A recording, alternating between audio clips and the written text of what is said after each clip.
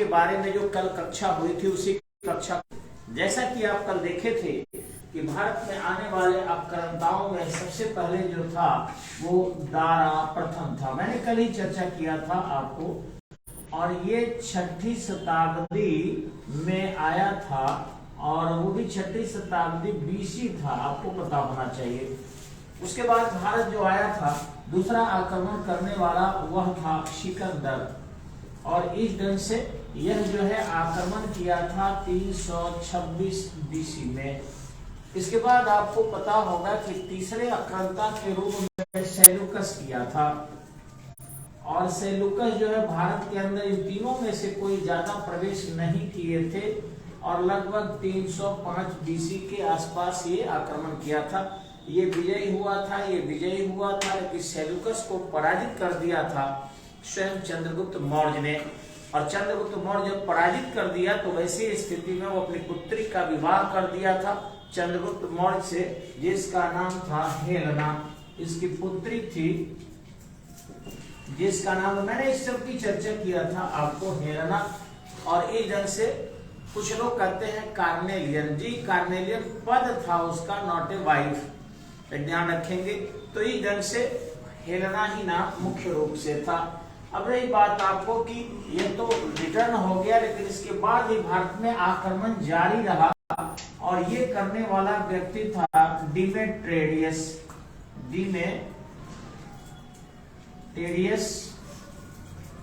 ठीक है, और जब डिमेट्रियस किया, जिसको डेमेट्रियस भी कहा जाता है, इसने आक्रमण किया था, तो वह था वर्ष आपको 183 बीसी के आसपास, और इसने आक्रमण करके सियालकोट को राजधानी बना लिया था। ये ध्यान रखेंगे, सियालकोट जो है आपको पाकिस्तान के पंजाब प्रांत में, ये पंजाब प्रांत है, और वो भी आपको वर्तमान पाकिस्तान में है। ठीक है, तो ये सियालकोट को राजधानी बना लिया। बाद में इसके उत्तराधिकारी जो था यूक्रेटाइडिज, वह भारत में प्रवेश किया। यूक्रेटाइडिज यह भारत में प्रवेश किया और तक्षशिला को राजधानी बना लिया, तक्षशिला को। अगर पूछे कि कौन ऐसा यूरोपीय आक्रमण करता था या विदेशी आक्रमण करता था जो वर्तमान भारत के सीमाओं में भी अपना विस्तार कर लिया था, तो ध्यान रखेंगे ये उत्तर होगा डेमेट्रियस। इसको डेमेट्रियस भी लिखता है, कई बार इसको ऐसे भी लिखा जाता है डेमेट्रियस। तो कहने का मतलब है, और इसको यह कर देता है, दूसरा नाम ही लिख देते हैं, अलग अलग नाम लिखता है, तो इसलिए परेशान नहीं होना, ये विदेशी लोग हैं, नाम इनका थोड़ा प्रोनाउंसिएशन इधर उधर किताब वाले करते रहते हैं। तो ये यूक्रेटाइडिस जो था आपको, इसने ये आक्रमण करके और भारत के सीमाई क्षेत्र में थोड़ा सा प्रवेश किया था, लेकिन जो तक्षशिला भी है वो वर्तमान भारत में नहीं है, ध्यान रखिएगा आप लोग। कुछ क्षेत्र उसके कश्मीर में है, लेकिन ज्यादातर पाकिस्तान में है, अफगानिस्तान में भी थोड़ा सा पड़ेगा। तो इस तरीके से यूक्रेटाइडिस जो था ये तक्षशिला को राजधानी बना लिया था। इसके बाद इन्हीं में आपको यूनानी शासकों में भी, जिसको हिंद यमन भी कहते हैं, मैंने कल चर्चा भी किया था कि इनको हिंद यमन भी कहते हैं, कई जगह इनको ग्रीक भी कहा जाता है, कई जगह इनको इंडो ग्रीक भी कहते हैं। एक ही व्यक्ति है, ये अलग अलग नहीं है, एक ही लोग है। इंडो ग्रीक भी कहते हैं, कई जगह इनको केवल यमन भी कहते हैं, कई जगह इनको केवल ग्रीक भी कहते हैं। जो भी था, इनमें दो आदमी बहुत ही प्रसिद्धि को प्राप्त किया था। एक व्यक्ति का नाम था मिनांडर और दूसरा था हेलियोडोरस। तो ध्यान रखेंगे, जो मिनांडर नाम का व्यक्ति था, मिनांडर, और दूसरा था हेलियोडोरस, ठीक है, हेलियोडोरस, इन दोनों के साथ कुछ इतिहास जुड़ा हुआ है और कुछ ज्यादा प्रमाण प्रस्तुत करता है। क्या है ये मैं करूंगा आपको, लेकिन सबसे पहले ध्यान रखेंगे कि ये डेमेट्रियस जो था आपका, जो यहाँ देख रहे हैं आपको एनसीईआरटी में ऐसे लिखता है, ये डेमेट्रियस जो था भारत में जब आक्रमण किया तो भारत के आज भी जो क्षेत्र है, जो पश्चिमी पंजाब क्षेत्र है, थोड़ा सा उसके हिस्से में आता है। यानी ये पूछे कि भारत के सीमाई क्षेत्रों में प्रवेश कर जाने वाला पहला विदेशी शासक कौन था, तो डेमेट्रियस। भारत पर पहला आक्रमण करने वाला, देखिए प्रतियोगिता परीक्षा में ये केवल नहीं है कि जान लेना और कुछ उपदेशों को खाली जानकर तैयारी करना, ये भी जरूरी नहीं है, डेप्थ चलना पड़ता है। जब अर्जुन जो है अपने तीर बाण को चलाने, अगर कृष्ण के माध्यम से ही केवल महाभारत दी जाता तो क्या जरूरी था कृष्ण के सहायता पर इंद्र से जाकर ब्रजास्त्र लेना? नहीं लेता। केवल अगर कृष्ण के मोटिवेशन से ही महाभारत जीत जाता तो पशुपात्र के लिए क्या जरूरी था? तपस्या करवाना। यानी कहीं न कहीं पशुपात्र से तपस्या करके प्राप्त करने की कृष्ण राय दे रहे हैं। अस्त्र शस्त्र का वैल्यू भी है, केवल मोटिवेशन से नहीं होता है। तो इसलिए पॉइंट जानना होगा आपको। अगर पूछे कि भारत पर पहले आक्रमण करने वाला था दरवहु प्रथम या दारा प्रथम या डेरियस प्रथम, अगर यही सवाल पूछता है कि भारत के आंतरिक भागों में प्रवेश करने वाला शासक तो सिकंदर, भारत से पराजित होकर जाने वाला तो सेल्यूकस का सेनापति था। ये पूछे कि वर्तमान भारत में जो है अपने राज्य स्थापित करने वाला तो डेमेट्रियस, ये वर्तमान भारत तक आ गया था। इसी ढंग से अगर पूछे कि भारत में अपनी राजधानी बनाने वाला तो यूक्रेटाइडिस, ये सियालकोट जो है आपका, जो पाकिस्तान में अभी पड़ता है और वो भी पश्चिमी पाकिस्तान में पड़ता है।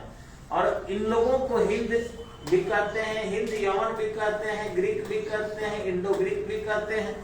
अब रही बात आपको कि इनमें दो जो प्रसिद्ध शासक हुए और इनका क्या क्या प्रभाव पड़ा, थोड़ा सा वो भी जान लेंगे। ये व्यक्ति जानते होंगे आपको, जो मिरांडर है, ये हमारे एक बड़े विद्वान जो बौद्ध धर्म के थे उससे प्रभावित भी हुआ था और उनके प्रति आकर्षित भी हुआ था।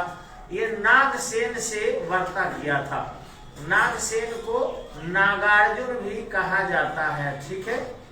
तो ये नागसेन जो है वार्ता की। अब देखिए बौद्ध धर्म की एक चीज है, मैंने कल भी चर्चा किया था आपको कि बौद्ध धर्म में महात्मा बुद्ध कुछ कहते हैं, महावीर कुछ कहते हैं, जैन धर्म में आकर सनातन धर्म कुछ कहता है। लेकिन देखे होंगे अगर आप रामायण सीरियल जो आनंद सागर का था, तो उसमें स्वयं राम पूछते हैं वशिष्ठ से कि हे गुरुवर पाप क्या है और हे गुरुवर पुण्य क्या है, सीरियल में। तो वहां पर एकदम स्पष्टतः लिखते हैं वो, शिवम उवाच, कहते हैं कि स्वयं शिव और पार्वती की ऐसी वार्ता हुई थी और उस वार्ता में कहा गया है राम कि किसी भी जीवों के भावनाओं को दुखाना पाप है और किसी भी जीव के भावनाओं को संतुष्ट करना पुण्य है। हे राम, इसके अलावा तुमने जल चढ़ाते हो तो प्रकृति में तो स्वयं जल चढ़ता है, हर जगह पेड़ पौधा पत्थर पहाड़ मंदिर हर जगह चढ़ता है। प्रकृति स्वयं अपना जल वर्षा करके चढ़ा लेती है। जहां तक धुएं की बात है, तुम हवन करते हो तो धरती तो स्वयं हवन कर देती है ज्वालामुखी का उद्गार करके। राम, तुम कहते हो वस्तु चढ़ाते हो, सारा चीज तो वस्तु भगवान का है। इसलिए तुम अगर पुण्य करना चाहते हो तो जीवों की भावनाओं को समझो, और अगर भावनाओं को नहीं समझोगे तो ये पाप होगा। तो वही चीज समझने के लिए प्रश्न हुआ। महात्मा बुद्ध भी उसी में से कुछ चीज लिए। जितने भी दुनिया का धर्म है वो सभी सनातन धर्म का ही अंश है, ध्यान रखिएगा। ये नहीं कि मैं हिंदू हूं तो कह रहा हूं, सारे धर्म, इस संसार के जितने भी धर्म है सभी धर्म उसी की एक शाखा है। चाहे वो पाशुपत हो, चाहे कपालिक हो, चाहे आपका लिंगायत हो या वैष्णव पंथ हो, भागवत पंथ हो, बौद्ध धर्म हो, जैन धर्म हो, सिख धर्म हो, उसे बीच बीच में सुधार हुआ है, दिशा देने की कोशिश हुई है। चाहे इस्लाम हो चाहे ईसाई धर्म हो। सनातन ने अपराधी को अपराधी कहा तो इस्लाम भी अपराधी को अपराधी कहा है। सनातन भी अदृश्य निराकार प्रभु को स्वीकार किया, इस्लाम भी निराकार प्रभु को स्वीकार किया है। तो इस तरीके से अलग अलग जो है नहीं है धर्म, सब सभी धर्म सनातन का ही एक अंश, एक शाखा है। अब जो दूर दूर टहनियां हो गई है तो टहनियां देखकर उसके मूल तने और जड़ को लोग भूल गए हैं। जो केवल पत्तों को देख पा रहे हो वो उसके तना को कौन देखेगा और फिर जड़ को कौन देखेगा। लेकिन सभी सनातन के ही शाखाएं हैं। और ऋग्वेद, यजुर्वेद, सामवेद, अथर्ववेद उसका प्रमाण है कि विश्व के प्राचीनतम अगर कोई ग्रंथ है पूरे ब्रह्मांड में तो वो केवल ऋग्वेद है। और दूसरी चीजें कि उसमें जो चीजें लिखी गई है उन्हीं चीजों को सारे धर्मों में पिरो दिया गया है अलग अलग शाखाओं के रूप में। तो बौद्ध धर्म में ये क्वेश्चन जो है एक बहुत बड़ा बना जो महात्मा बुद्ध ने दिया था, आपको पता होना चाहिए।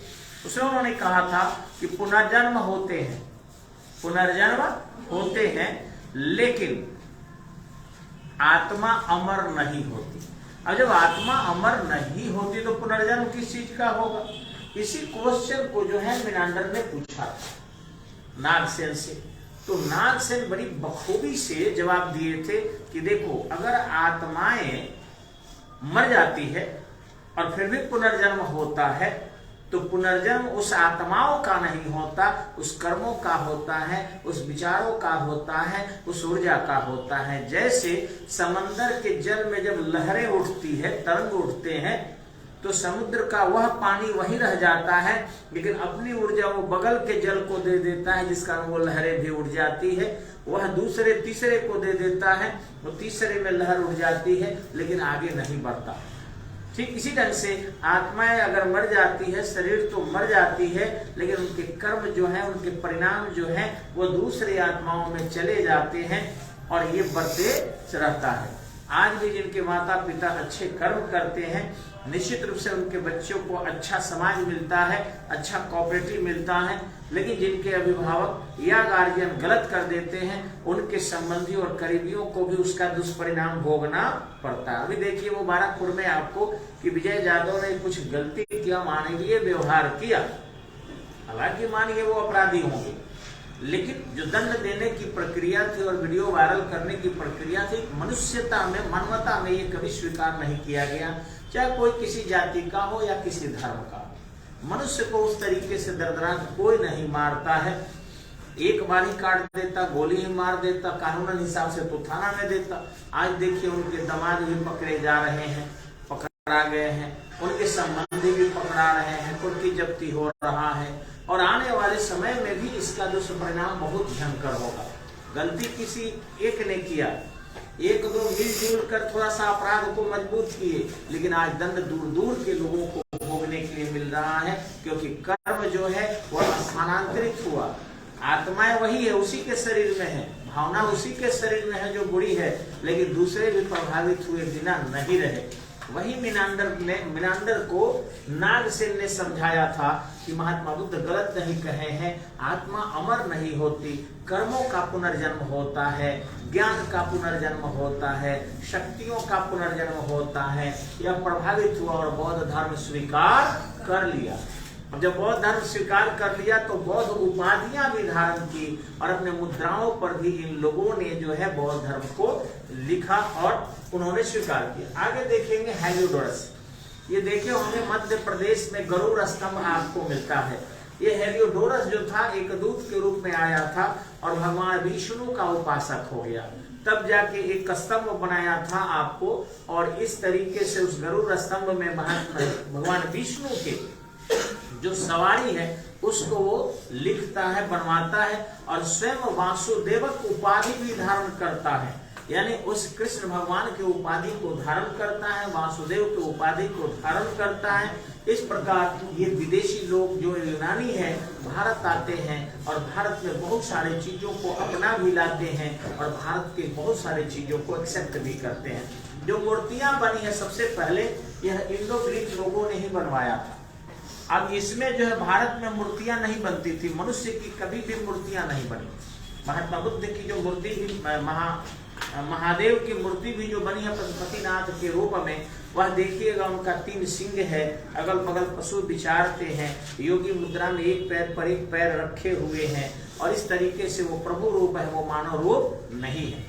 लेकिन महात्मा बुद्ध जो थे मनुष्य थे, और मनुष्य के सबसे पहले मूर्ति जो है देवता के रूप में स्थापित की गई, जिनकी 2 कलाएं थी, गंधार कला, मथुरा कला। गंधार कला, मथुरा कला। गंधार कला जो था यूनानी कला अत्यधिक प्रभावित था, यानी ग्रीक कला अत्यधिक प्रभावित था, क्योंकि उनके बाल क्या थे, घुंघराले थे, उनके सिर के पीछे बेलियां थी, यानी कि आभा मंडल निकलता था, और इस तरीके से उनके चेहरे दैवीय हो गए।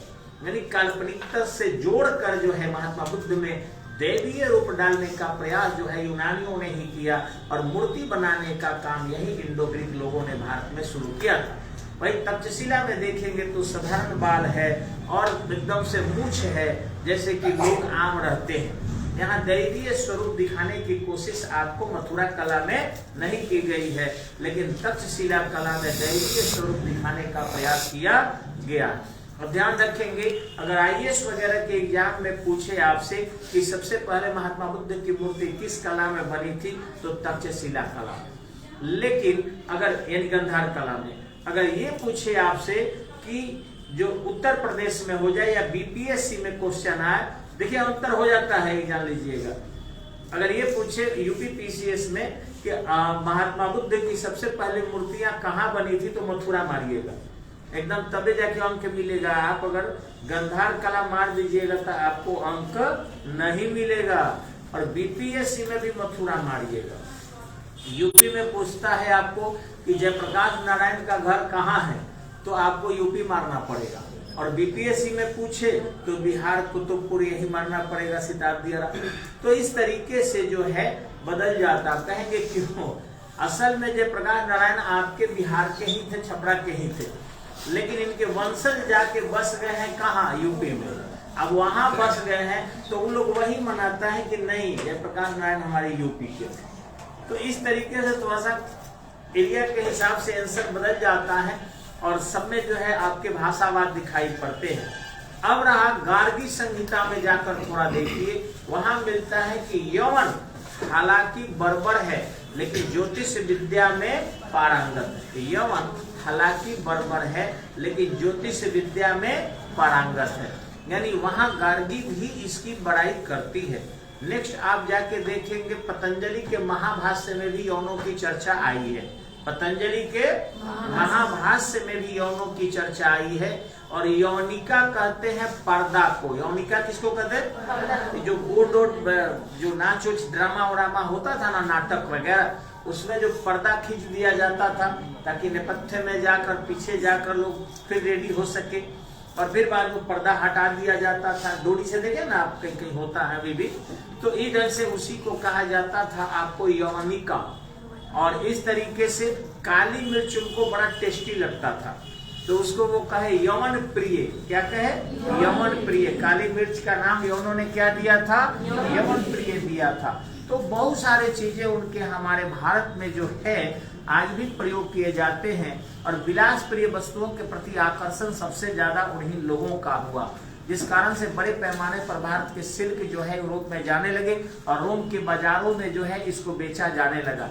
उसी समय में, उसी प्राचीन काल में आपके चेन्नई के पास एक अरिकामेडू नाम का बस्ती मिला है, जो रोमन बस्तियां वहां से मिली है। और बड़े पैमाने पर भारतीय विलासप्रिय वस्तुएं वहां जाती थी, जिसमें सिल्क के कपड़े थे और सांप के केचुल से भी महीन होते थे। हम लोग तो यहाँ तक पढ़े हैं कि रोम की महिलाएं 7 तह यानी लेयर पर लेयर पर लेयर पर लेयर कपड़ा पहन के चलती थी, तो लगता था कि नंगे चल रही है। इतना ट्रांसपेरेंट होता था, आप अंदाजा लगा सकते हैं कि 7 तह पहनने के बाद भी। और रोम के शासक ने आदेश निर्गत किया था कि अगर 7 तह से कम कपड़ा पहनकर कोई चलेगा तो जेल भेज दिया जाएगा। तो वो भारत से इतना महीन कपड़ा गया कि उसको भारतीय कपड़ा पर प्रतिबंध लगाना पड़ा कि भारतीय सिल्क अगर किसी के पास पकड़ा गया तो जेल हो जाएगा। एक तराजू पर भारतीय सिल्क और दूसरे तराजू पर शुद्ध 24 कैरेट गोल्ड करके बेचा जाता था। सोचिए कितना महंगा जो है सिल्क का कपड़ा था, आप अंदाजा लगा सकते हैं। इतना ही नहीं, लोग आज भी कहता है कि माचिस के डब्बा में जो है सिल्क के एक साड़ी जो 6 गज होता है वो आसानी से रखा जा सकता है। लोग कहता है अंगूठी के अंदर से सिल्क के साड़ी को निकाला जा सकता है, और सही में ऐसा होता है, मैंने देखा है। शुद्ध सिल्क के कपड़े तो एगो दूगो मेरे पास भी है, उसको कुछ नहीं कीजिए, आग में फेंक दीजिए और हटा लीजिए, थोड़ी देर बाद नहीं जलता है। पता नहीं वो सिल्क है कि क्या है, लेकिन फायर आग उसमें आर पार होता है लेकिन जलता नहीं है। हम खुद जलाकर देख लिए, अपने से बड़ा आश्चर्य हुआ कि ये कपड़ा किस तरीके से बनता होगा और कितने कलाकार लोग हैं। सबसे अच्छी साड़ियाँ जो है बनारस में बनती है, आप आपको पता होगा, और दक्षिण भारत में चेन्नई के आसपास बनती है। तो इस तरीके से अभी भी पुराने कलाकार हैं, लेकिन आजकल कंप्यूटर के जमाने में चीन नकल कर रहा है और बड़े पैमाने पर भारतीय मेहनत के उत्पाद को मशीन से तुरंत जो है उसका क्लोन तैयार करके और भारत के बाजारों में 1/100 अंश पर उतार दे रहा है, जिस कारण हमारे कलाकार जो है दम तोड़ रहे हैं, क्योंकि उनके मेहनत का मूल्य नहीं मिल रहा है। मशीन उनके मेहनत को क्या कर रहा है, चुरा ले रहा है और सस्ते दर पर उतार दे रहा है। आगे यौनों के बारे में अगर जानेंगे आप, तो रोम की महिलाएं अपने जूतियों में भारतीय मोती पहनकर जो है चला करती थी। और ध्यान रखेंगे कि कई बार उनके बारे में ये कहा गया है कि रोम जो है अपना संपूर्ण स्वर्ण संसाधन जो है विलासप्रिय भारतीय वस्तुओं पर खर्च कर रहा है, और यह कारण था कि भारत में बड़े पैमाने पर सोना आता था। थोड़ा साइड हो जाइएगा इधर से। बड़े पैमाने पर सोना आया करता था। इसके पीछे एकमात्र कारण था भारतीय विलासप्रिय वस्तुएं बड़े पैमाने पर जो है रोम के बाजारों में बिकती थी। काली मिर्च वगैरह से लेकर गरम मसाला वगैरह यह तीव्र गति से जो है बेचे जाते थे। हालांकि भारत में काली मिर्च बहुत ज्यादा नहीं होता था, थोड़ी मात्रा में होता था, ना लौंग ज्यादा होता था, ना इलायची ज्यादा होती थी। लेकिन भारतीय लोग जावा, सुमात्रा, इंडोनेशिया का जो छोटे छोटे द्वीप है वहां से खरीद कर लाते थे, कंबोडिया वगैरह से, और भारत में पूर्वी तट से लेकर सीधे से जल मार्ग से पश्चिमी तट तक पहुंचते थे, और वहां पहुंचने के बाद फिर उसे अरबियन कंट्री होकर यूरोपीय बाजारों में फारस की खाड़ी होकर पहुंचा देते थे, जिस कारण बड़े पैमाने पर भारत को स्वर्ण संसाधन प्राप्त होता था। इतना ही नहीं, बल्कि जो सिल्क के कपड़े थे भारत के, वो बड़े पैमाने पर पहुंच जाते थे, ये तक्षशिला होकर। चीन भी बाद के समय में, आपको पता होगा, गुप्त काल में सबसे ज्यादा स्वर्ण के सिक्के जारी किए गए, और स्वर्ण सिक्के जारी करने के पीछे एकमात्र कारण था कि सोना ज्यादा था भारत में। और वो भी सोना कैसे आया, तो सिल्क के व्यापार से आया था। यानी कि चीन के जो सिल्क के कपड़े थे वो ज्यादा जा रहे थे यूरोप के बाजारों में, और गुप्तों का सिल्क रूट पर नियंत्रण था, जिसे टैक्स लेते थे। अब सोचिए अगर भारत सारा सिल्क बेचा रहता तो कितना मालदार हो जाता, लेकिन केवल टैक्स लिया तो भारत सोने की चिड़िया हो गया। लेकिन अफसोस, इतना विलंब से क्यों आया जा रहा है जी, बढ़िए, लेकिन अफसोस कि वो सारा सोना विदेशी लूट कर लेते जाते थे। मोहम्मद बिन साम ले गया, और उसके बाद आपको ऐबक ले गया, सॉरी गजनवी ले गया, उसके बाद 17 आक्रमण करके गोरी ले गया, उसके बाद जितने भी तुर्क हुए, सुल्तान हुए, ये सब जो है खलीफा पद के लिए पैसा मक्का मदीना भेजते रहे। और मुगल शाहजहां तो ऐसा कर दिया कि जितना विदेशी राजस्व से प्राप्त होगा वो सब जाएगा, और रही सही कुछ जो बच गया था, जैसे काजू किशमिश लोग खा गए, केला खा गए, सेब खा गए, और जो छिलका बच गया अंग्रेज आके झाड़ू लगा के बिटोर के लेके चले गए, और इस तरीके से भारत का सारा धन खाली हो गया। अब जो कुछ जिधर उधर कुछ बचा था उसको भी इन नेताओं ने अपना पॉकेट भर लिया, और अंग्रेजों से ज्यादा बुरी स्थिति में आज भारत है। यानी अंग्रेज जिस तरीके से भारत में राज्य करके भारत को बर्बाद कर रहे थे, उससे ज्यादा आज के नेता बर्बाद कर रहे हैं। कौन ऐसा नेता है जिसके यहाँ करोड़ों करोड़ों की प्रॉपर्टी बिना मेहनत का नहीं? हम लोग तो खट रहे हैं सुबह से बाबू, सुबह से रात तक 11-12 बजे रात तक खटते हैं, तो हम लोगों से भी जलने वाले जलते हैं कि आपके पास नहीं है। अरे मेहनत करे तो किसी के पास हो, उन चुट्टों के पास कौन सा मेहनत है बताइए? तो कौन ऐसा नेता है जो अपने वेतन से ज्यादा धन नहीं रखा है, और जो सरकार देती है नियमतः उसके 10 गुना से कम व्यय करता है? तो अंग्रेजों के ये क्या कहा जाए, परदादा निकले हैं, और गुलामी से महागुलामी में आज देश है। तो ये लूट खसोट इंडिया का जारी है, और पता नहीं भारत के नसीब में क्या लिखा है। त्राहिमाम से जनता गुजरती रही है, और त्राहिमाम से शायद गुजरते रहेगी, क्योंकि ईश्वर की उपासना का तरीका हमारा बदल गया है, और जो भी हम करते हैं वो शायद पाप के कारण बनता है, और यही कारण है कि हम भारतीयों को इतना कष्ट होता है। तो चलिए आते हैं नोट करने के लिए, तब तक के लिए नमस्कार।